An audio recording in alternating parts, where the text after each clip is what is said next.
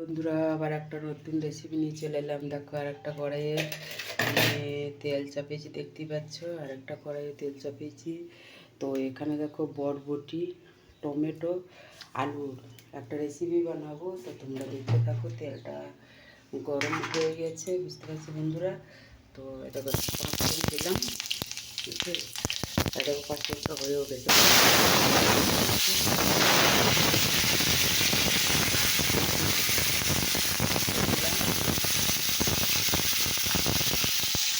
এখানে গোটা পাঁচটা কাঁচকড়ি দিলাম, তোমরা দেখতে থাকো।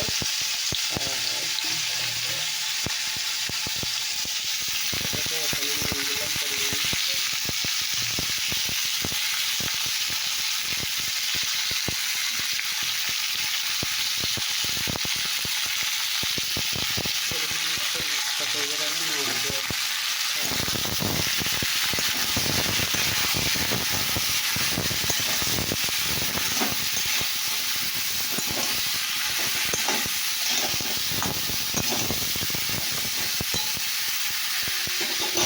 তো দেখো এখানে হয়েছে, দেখো বন্ধুরা। তো বাকি একটা,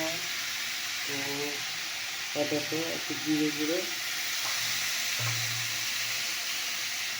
আর একটু বেশি জিরে জিরে। তো এখানে একটু হলুদ লাগবে,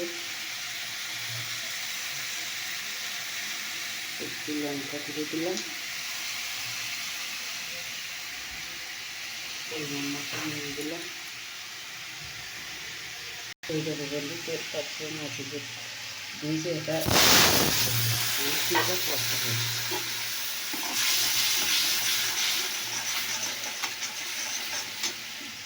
এটাকে বন্ধুরা একটু রাখলে আমি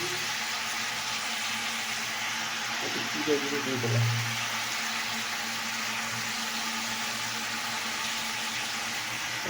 লঙ্কা দিয়ে দিলাম, এবার জল ঢেলে দেবো। তো দেখুন জল ঢেলে দিলাম।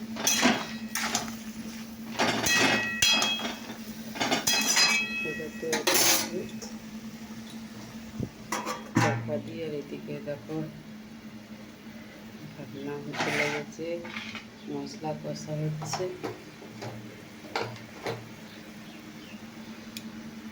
তো দেখো বন্ধু কষা কেমন হয়ে গেছে, দেখতে দেখতে তেল থাকছে মানে কষা হয়ে।